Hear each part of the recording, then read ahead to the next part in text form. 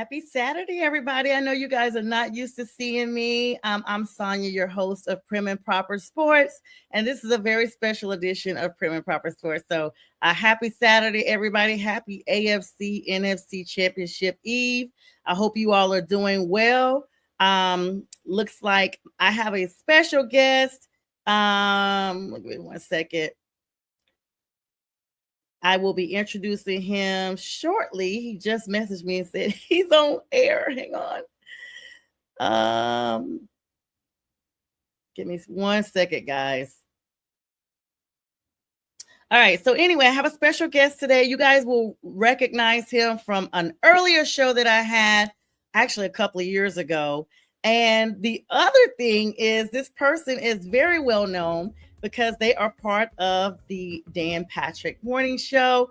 It's none other than Todd Fritz, y'all. He's a diehard Broncos fan, and I'm super honored to have him on with me this afternoon.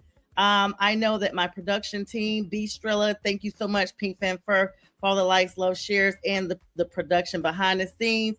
And here in just a moment, B will bring Todd up. So I hope everyone enjoys the show. This will be an abbreviated show as we get ready for the AFC Championship game and the NFC Championship on tomorrow. So without further ado, let me bring up Todd Fritz. Okay, let me see. Hang on, guys. We don't see you. Let me see. We don't see you. Hang on one second, guys. He's supposed to be backstage. We don't see you. B, can you put in the chat whether or not we actually see Fritz yet? Because he's messaging saying, are we seeing him and hearing him okay? Hi, guys. Hi, B. Harthy. And thank you, Novo. I appreciate you guys. Thank you so much for joining on today. Give me one second. This is what we have guests that come in. Let me make sure. Let me see. I'm going to resend you the link.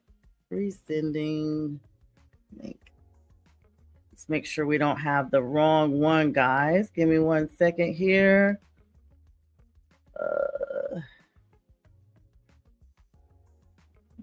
Copy. Y'all give me one second. I am so sorry. I literally thought my person was going to be on live. He's going to be on in just a second, y'all. He's having some technical issues here. I don't know what happened. I hate when I be on live and stuff like this happens. It's so wild. Let's see. But no worries. We'll get him up here shortly.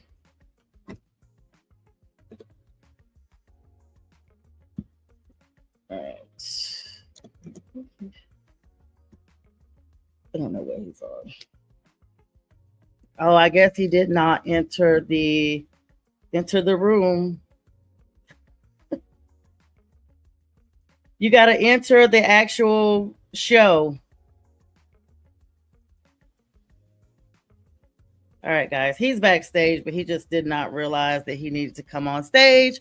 So sorry, guys, for that. What's up, guys? Hey, everybody. So I'm here waiting on Todd Fritz. He's backstage, but he's not in the show yet, but he will be here momentarily for the Dan Patrick Show.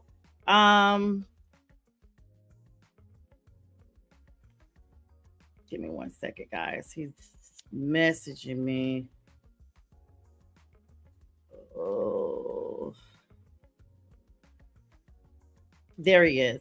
All right, guys. So without further ado, I finally got my guest on. Thank you so much, B. You can bring him up. Actually, I'm going to add him. None other than my friend Fritzy.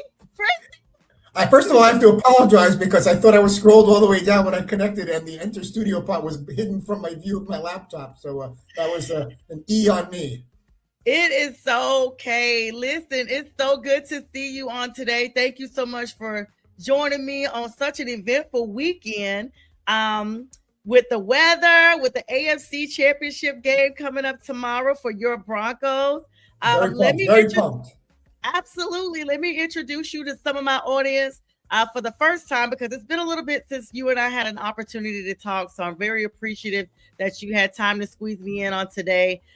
So of course, everyone knows this is Fritzy from the DP Show. Fritzy, we know you also love the Broncos. Tell us a little bit about yourself and how to find you on all the socials. I'm at Brooklyn Fritzy for basically all my social media, and I've been with the Dan Patrick Show for almost 25 years now. Graduated at NYU back in 1991 with journalism and mass communications as a degree. Started at WFAN in New York, moved to LA for a sports radio job there. Worked at ESPN for 14 years on various radio and TV shows, and here we are chatting. Started rooting for the Broncos when I was a little kid in 1977 when they were the Orange Crush against the Doomsday Defense Dallas Cowboys, who beat us in the Super Bowl 12, which I'll have to get over at some point. And now all these amazing comeback victories, and then unfortunately Bo Nix goes down, but Stiddy, as they call him, coming in, and can he ride us through a mile high in the Patriots and take us to the Super Bowl? We won 10 years ago, pretty much almost to the day of taking down Cam Newton and the Panthers. Oh, and now, you're hurting me, Fritzy. I'm sorry. 10, I didn't mean to. 10 years later, it would be pretty wild after Super Bowl 50 to get after it in Super Bowl 60. And we'll see what happens. But I'm very excited about both games. Obviously, the Bronco game and the Rams and Seahawks should be fun, too. Absolutely. First of all, congratulations to your Broncos making it under the leadership of Sean Payton in 3 years. And the second year for Bo Nix, unfortunately, went down with that ankle injury. And so it's a lot, going on behind the scenes, but we're very excited about your background. Of course, you have a huge resume there, like of all types of things. 25 years, Fritzy. You had to start when you were like 5 years old. You look amazing. That's very kind.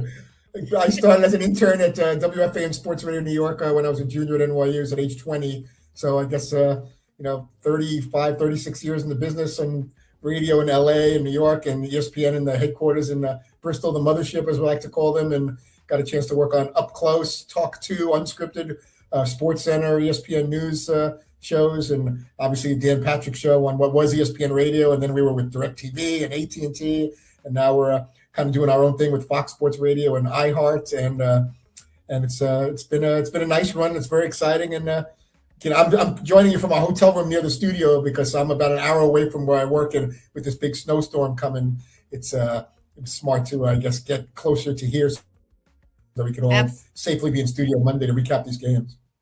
Right. And so, like I said, very appreciative, especially with all the moving parts in a lot of our country. I'm here in Atlanta, and we are bracing as well for an ice storm, not really snow, but a lot of ice. And, Atlanta in the South, we're going to shut down when that stuff comes. So, I was supposed to spend the weekend in North Carolina to visit my daughter who's studying at Wake Forest. We were going to go to the Wake Forest Duke game, and we had all kinds of plans. And then once they said there was a big snowstorm coming, we were like, I guess we'll have to take a rain check. And I just got to the hotel here a little while ago. I'm all set up and put all my stuff away, started looking into some guests for next week. And I'm like, I want to talk to Sonja because we got to chat a little bit before they kick off these big title games tomorrow afternoon.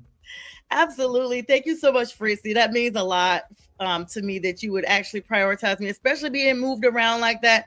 And I did not realize your daughter was in the great state of North Carolina. I know they postponed the Duke and Carolina game a little bit earlier. And of course, I am Panthers all day, and Duke is my team. So you were right down the road from all my family there by going to Wake Forest. But safety is paramount, and especially with you having to go to a hotel. Thank you for squeezing me in because that's definitely a shift. All right.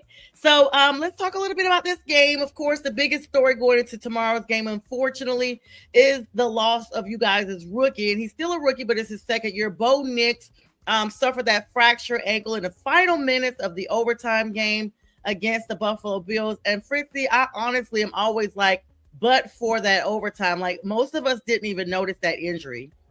I wasn't aware of it either. It's funny that you mentioned that. I was watching the game with my wife, and I thought I saw some clip on social media with Sean Payton talking to the press, and I was praying, for lack of a better word, that it was some kind of AI thing. You see all these AI things now where it looks like coaches and players are saying all kinds of things that it's not them, and they do stuff with their lips and the audio, which is wild. I think people should get sued for some of that stuff, especially when they're using questionable language and some of the liberties they take. But he's talking to the press, Stiddy's playing, and Bo Nix fractured his ankle, and he's not playing. His season's over. And I'm like, this better be a joke. And then once I saw some of the respected reporters and journalists online saying that was the truth, and all I can, we all can hope for now is from what I'm hearing, Jared Stidham's a really good backup quarterback.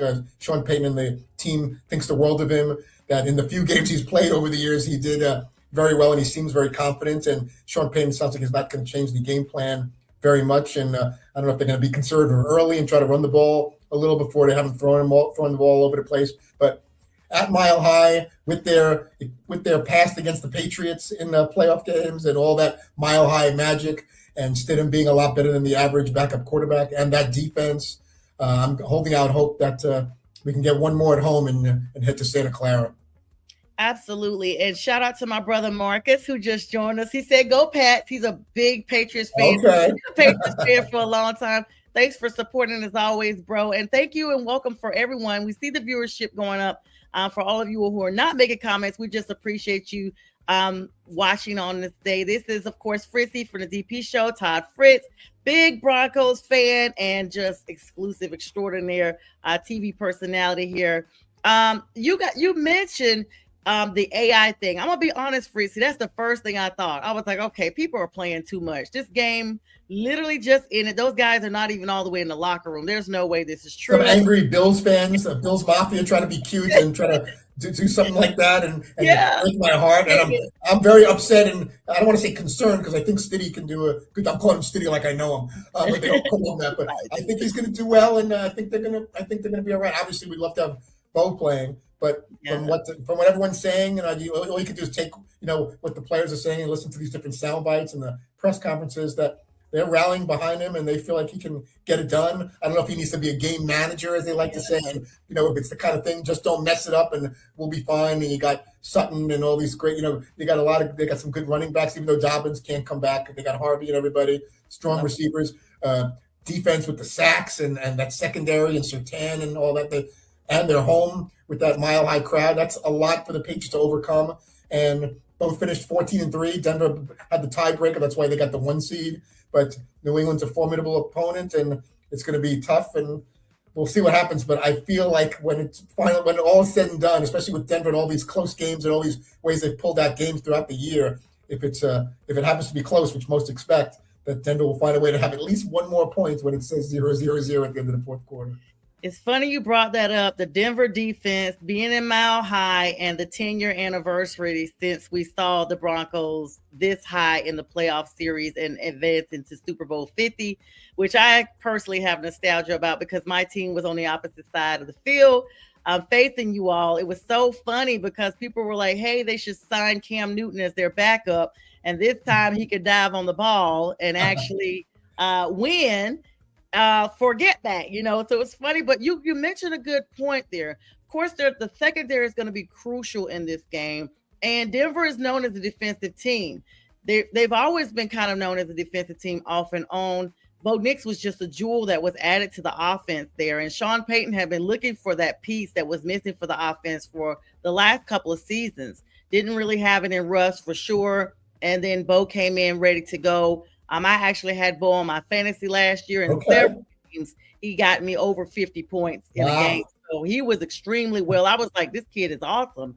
And so now, the maturation is there, the clicking is there. They've definitely found their QB as he recuperates. Jarrett Stidham hadn't taken any snaps though, Fritzy, in 3 seasons. Yeah, I'm hearing a lot about how 790 days or whatever, and the few games he did play, he was just kind of taking a knee or just came in for a couple seconds. So that's a kind of a big deal. But again, the way they say his personality is and the way he studies and prepares, and that he's definitely above average, and not necessarily that he would start for a whole bunch of teams in the NFL right now, but you're hearing stuff like that. And a lot of teams were interested in having him on their roster, and Denver paid good money to keep him. They definitely did. And thank you so much to Mike Patton for joining us. He's another podcaster, has his own show there. He says Denver has to win this game with defense and the run game along with Stidham. And hello to the best bro, B1. Thank you everyone for coming on and saying hi.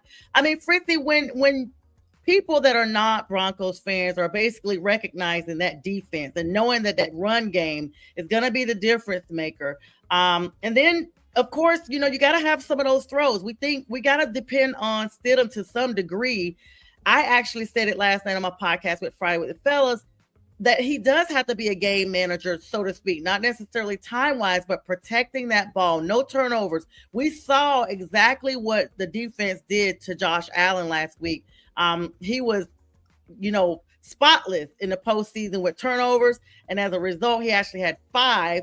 A couple of those, maybe 3, I believe, ended up in scores in the last matchup. So your defense is solid.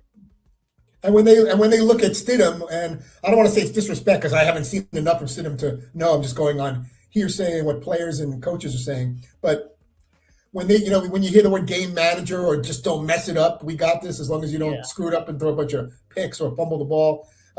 I would like to think he's better than that, and that Sean Payton's not going to just play super conservative. They got to establish the running game, and we need the Zach Allens and the Nick Benitos and Coopers. We need them to get all over Drake May, and Drake May needs to see just a flood of orange in his face as much as possible with sacks and hurries and poking that ball out of his hand, a blindside hit, whatever they need to do. And you got Surtain and Riley Moss and that whole group back there. I am under the assumption that they're not going to, do anything too different than what they normally do if they have that kind of confidence in him. I don't like when they throw these little screen passes, these little sideway passes, even with Bo Nix. You got to go vertical. You got to go downfield. I'm no expert, but those never work. Laterals or screen passes where after you get the ball, you first have to run 3-4 yards just to get back to the line of scrimmage. You're going in the wrong yard. Right. Just go forward and mix up the run and pass.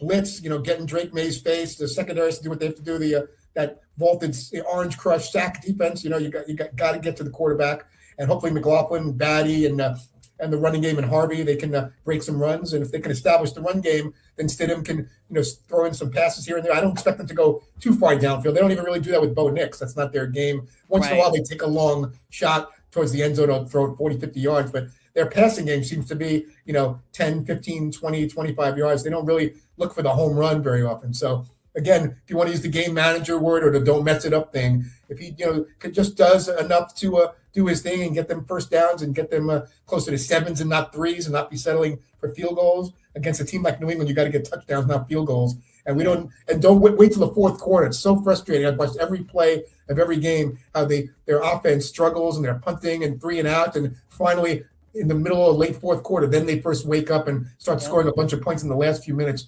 It's the AFC title game. If you deserve to be in the Super Bowl, you got to make a statement early. Don't expect the defense to get all the points, and be aggressive on first and second down. It can't be run, incomplete punt, which they used to do with Russell Wilson. Go for it early. Give Stidham a chance to win the game for you, and don't be too conservative. Don't throw sideways, horizontal screen passes. Just, if you want to get cute once in a while with a little flea flicker or, have them roll out, there's different things you can do. But you can't be waiting until the fourth quarter to start scoring points. And do not settle for field goals. You get in the red zone, you got to make sure those are touchdowns. Yeah, got to keep the score well ahead of high-powered offense on the other side. How kismet is it that Jarrett Stidham, who was drafted by the Patriots, I love that. I love the irony of that. Facing the Patriots now in the biggest game of his career here against them for the Super Bowl berth. I mean, I'm sure he's got a little chip on his shoulder, and even if there was no New England connection, just the fact that what an incredible opportunity. Not just financially if he does something big and gets them to the Super Bowl and does something in that game, but he's on the big stage now. You're hearing all these things that he's actually an above-average quarterback and he could even start for a few teams. And obviously, I like hearing that. It makes me feel a little better, not so nervous that it's not Bo Nix starting. But this guy, all of a sudden, a backup quarterback gets a chance to, in front of his home mile-high crowd, one win away from going to the Super Bowl, just like, Hostetler and Nick Foles, and you hear some of these other stories about someone had to step up and be big at, in a playoff game or a Super Bowl. So I'm excited. I'm nervous too. I'm more excited than nervous. So as long as I can keep the excitement about tomorrow more than the anxiety about it, that's how I'm looking at the game. I expect big things from the Broncos. I expect them to win. I know they were 5.5-point underdogs. Now it's like 4.5. They were 1.5-point favorites when Bo Nix was supposed to be quartering. And then once he got hurt, they went from 1.5-point favorites. It swung like 6 points in the other direction. But I'm not a betting person. I don't care about the point spreads. I kind of like that they're underdogs. Sometimes it's more fun rooting for a team that everyone's already written New England into the Super Bowl. They have no chance with a backup quarterback without Bo Nix. It's going to go badly. And I don't see that. I hope I'm right. And I see Denver playing great on both sides of the ball, hopefully special teams. And I think Denver's the better team. And I think in Denver, that could be that little edge they need with that sea of orange of crowd Bronco maniacs, and the Mile High Magic will hopefully be there tomorrow. Absolutely. Shout out to Pink Fan First. She came on and she says, Denver, you have one chance. It's funny you mentioned that, Fritzy, because I was going to bring that up the fact that he is a rookie, and people have, well, he's a real rookie because we haven't seen him Stidham in quite a while. Like you said, 700 and some days. People have kind of like just already skipped over it. Before Bo Nix's injury, everybody was like, okay, this is going to be, kind of rookie versus rookie. Drake May, they both are here at the same time. This is awesome to see these young quarterbacks go at it, go toe to toe, see who the better quarterback is. But, the quarterback is only strong as their team is. So if your team around you, your pieces are not around you, it's a team effort all around. So that's why I know that you stand confident when you say, Bo, of course, we love him. We hope that he, progresses well, but we have someone in play that can definitely still get this team where they need to be. And you're right. Being an underdog is definitely the way you want to go because I mean, hey, my Panthers, every time we were underdogs, we won, and people were just shocked, like, how do they keep doing it? But you came down to one of these good points when you said a lot of these games come down to one score. We've seen that throughout this entire playoff series. The Broncos and the Bears this year, it's amazing how many, I've never seen anything like that. Those teams in particular, where every game's a nail biter and it goes down to the very end. Even Denver, if you remember week 2 and week 3, the Broncos beat the Colts in Indy. They called a leverage call. They let them re-kick. A 50-yard field goal became a 35-yard, and we won the game. And then the Colts stole it from us because they called the leverage penalty. The very next week, we lose in overtime, also a walk-off field goal by the Chargers. So we were 1-2. We end up 14-3. Obviously, the Jaguar game, we lost by 14 in Denver. Other than that, lost by 2 touchdowns to the Jaguars. We lost 2 games on last-second field goals. Everything else was a win. We have a strong offensive line, a great defense, and granted, Bo Nix, you lose your starting quarterback for a conference title game. That is a big deal. But I think we should show Jarrett Stidham some more respect. And just because someone's been out for a period of time doesn't mean they can't step up to the challenge. And I'm sure he's been practicing and he knows the game plan and everything. And it's, taking a hit concerns me a little bit if you haven't really been out there. Not so much that he can't throw the ball accurately, but if you haven't been playing for 700-800 days, and when you do play, you're kind of taking a knee or it's garbage time. He's got to be. Hopefully, he's strong enough to take a hit and stay in the pocket and not get his legs start getting all jittery, and he doesn't start running prematurely if the pocket breaks down. But I feel Denver's got too much talent, and as long as he has a decent game and above average game, and again we use the game manager word, and does what he needs to do and follows Sean Payton's lead, and the rest of the guys step up. I don't like to call my shots, or I don't want to jinx my team, but I picture and I believe the Broncos should be in Super Bowl 60. Yeah, Marcus brings up a good point. You all having the home advantage with that altitude by itself is a game changer. And they're actually saying that Denver's going to be getting some of the same weather conditions that a lot of the other people are in the country. And so this is, of course, New England is no stranger to winter weather, but maybe the altitude, being bi-coastal, that sometimes can definitely play a factor.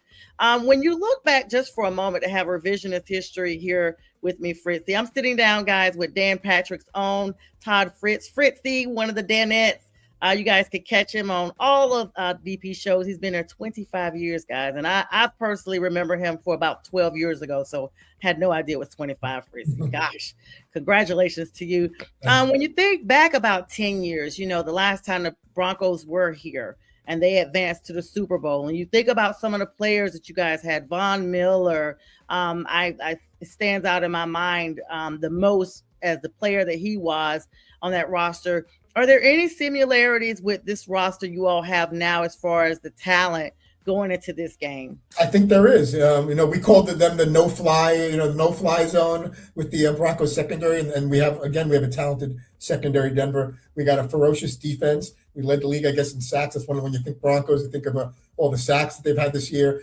You have a quarterback, even when it was Bo Nix. But now that it's Jarrett Stidham, Manning, was kind of banged up. He had the neck situation where Brock Osweiler had to step in for a while, and they had to rely on the defense to win the game. I'm hoping it'll be well balanced tomorrow, and it's not all about the defense having to save the day tomorrow. That Stidham and the Bronco offense and Cortland Sutton and that whole group will be able to do their thing and put up plenty of points, and the defense can shut down the Patriots. But there's absolute similarities to the Super Bowl 50 team now more than ever with a backup quarterback, where the defense is going to be so important. And I still think they're going to do well offensively as well. But it is comforting, and hopefully it's comforting to Stidham and Sean Payton and Vance Joseph, the defensive coordinator, that we got a great team in place. We can cause turnovers, we can get points. defensively, whether it's pick sixes, fumbles, interceptions, putting our new quarterback for this game and hopefully in one more game, Stiddy in a good position to do well. And I can't emphasize enough, having watched every play of every game this year, don't wait to the fourth quarter for the offense to wake up.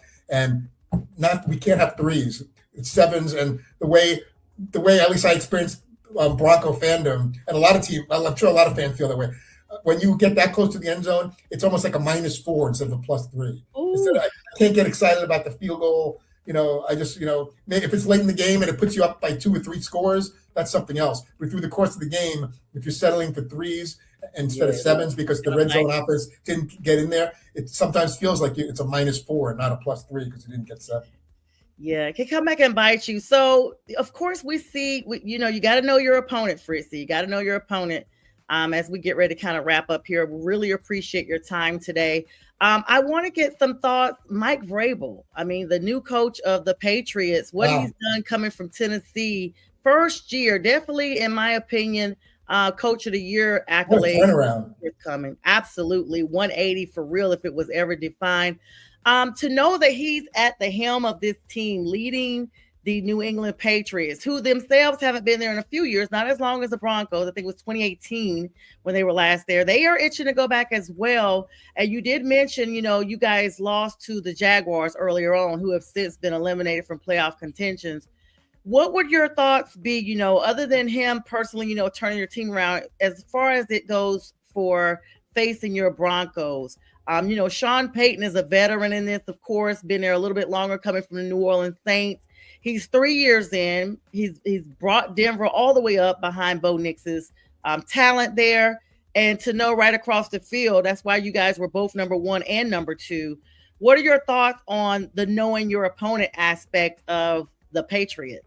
I think that's very important. It's another great point, Sonja, you make. I have the utmost respect for Mike Vrabel to turn a team down from just a couple of years ago and to get them to 14-3. And except for a tiebreaker, they could have easily been the 1 seed. Denver and New England have the same 14-3 record. And to see how fast he's turned that team around, I don't expect Vrabel to out-coach Sean Payton, but I hold Mike Vrabel and his as a player and now as a coach in extremely high regard. And it's going to be the cat and mouse game, or the chess match between those two. The veteran who's already won a Super Bowl with the Saints and is on the precipice of trying to get to a Super Bowl and win a second one with a different team.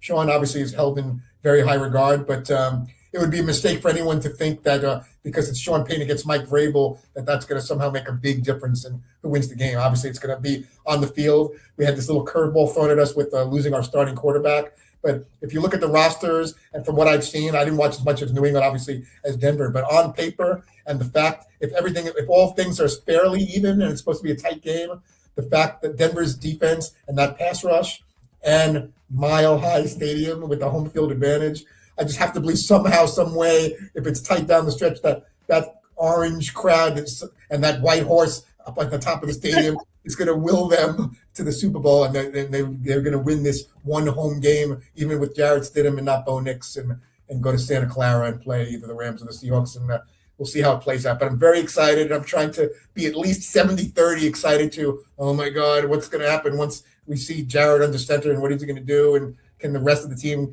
and the defense do more than enough and take it to even a higher level, especially the defense, to make sure it doesn't get messy and the Broncos don't all of a sudden in the fourth quarter wake up down several points going, oh my God, I think we better start playing offense. There's 6 minutes left in the game. Like, do it from play one and just mix it up and be aggressive. Don't be afraid to let Stidham throw the ball. I don't want to see 1 yard and 2 yard runs early and then punting because they're afraid to let Stidham throw the ball. So I'm very curious, not only just to watch the game and root for my team, but I'm very curious to see the play calling and what Denver's going to do on the offensive side with Stidham, how similar that'll be, as if, are they going to still go with a very similar game plan as if Nix was in there?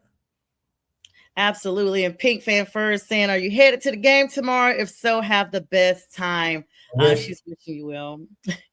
He's not going to be covering this year. I'm in a hotel in Connecticut, but I'll be comfortable. I'll be screaming at the TV. I got my Terrell Davis jersey on. I got other Bronco hats and sweatshirts that, like a lunatic, I put out all over the bed and the floor. And I got an Elway jersey, by the couch there. I'm just like, I got as you can see, I got a bunch of snacks and stuff. Yes, listen, I was looking at your backdrop. I'm like, whoa, he is lit. He is literally lit, I pre-lit. got a big Jersey Mike sub in the fridge, and I got sodas and pretzels and snacks, and it's gonna start snowing here tomorrow. And unless I go out tonight to grab a pizza or something, once tomorrow comes, whatever I brought with me from home, that's what I'm gonna have to, have for as far as the food and drink. I'm having my own little one-person party because of the snowstorm.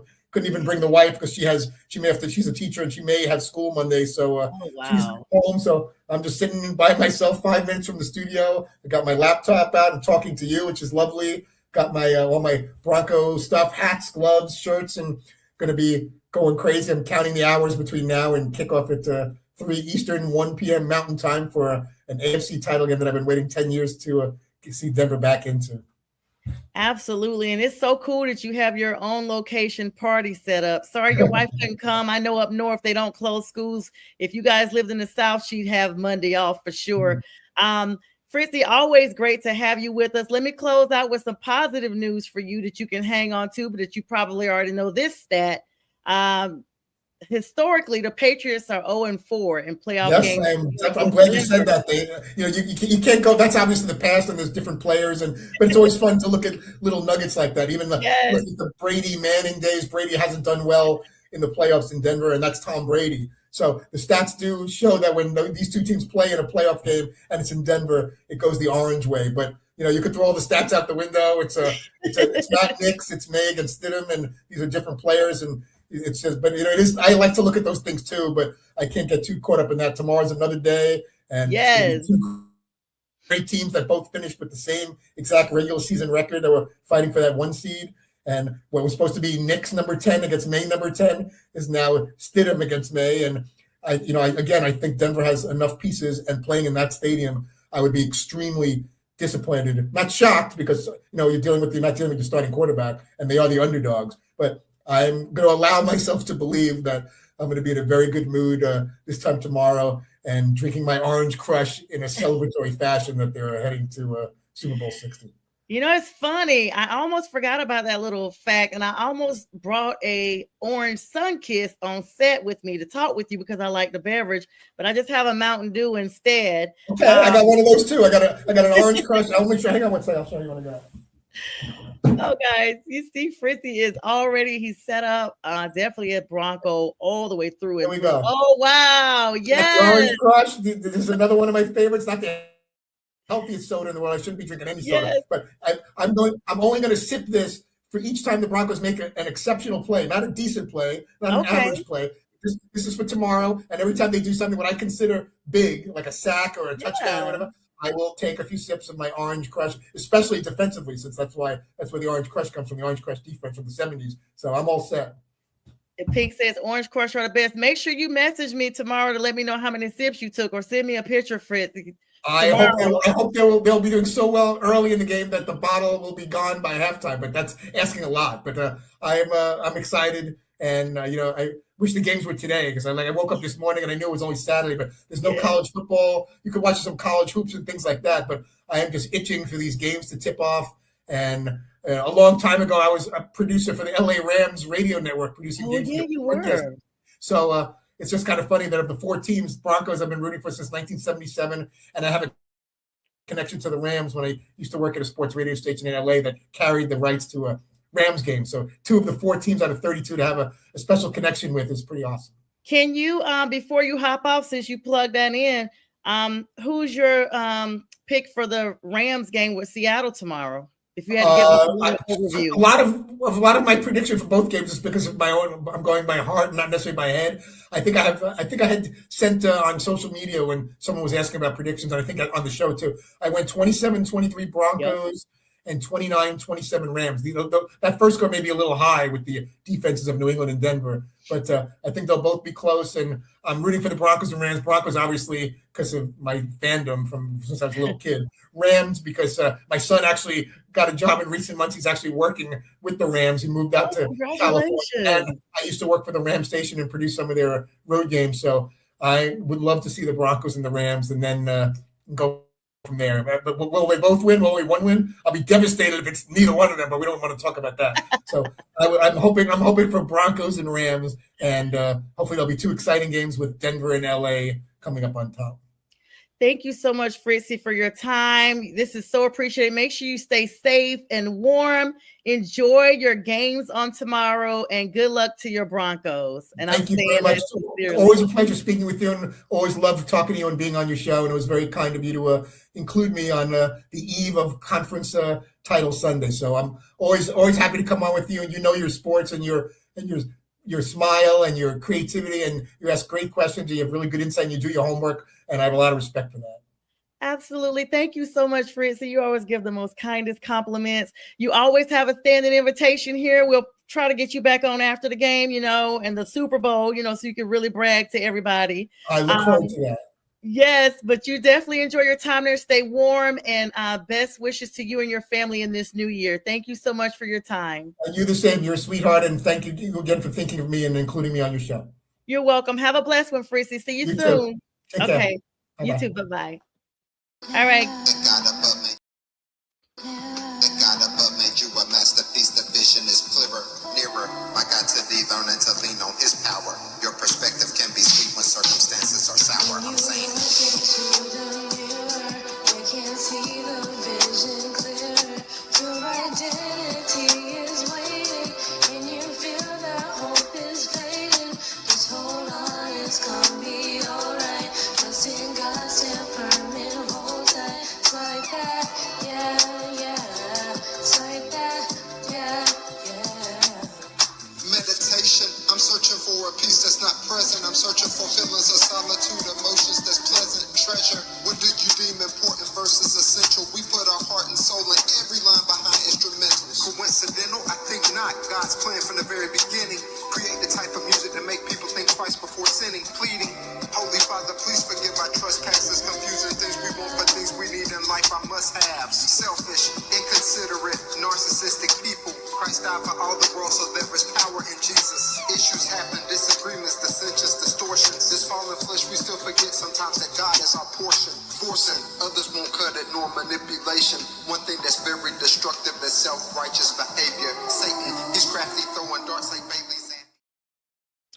All right, guys, that was Todd Fritzy from the Dan Patrick Show. Thank you so much again, Fritzy, for making time for me on this Broncos AFC Championship Eve against the New England Patriots.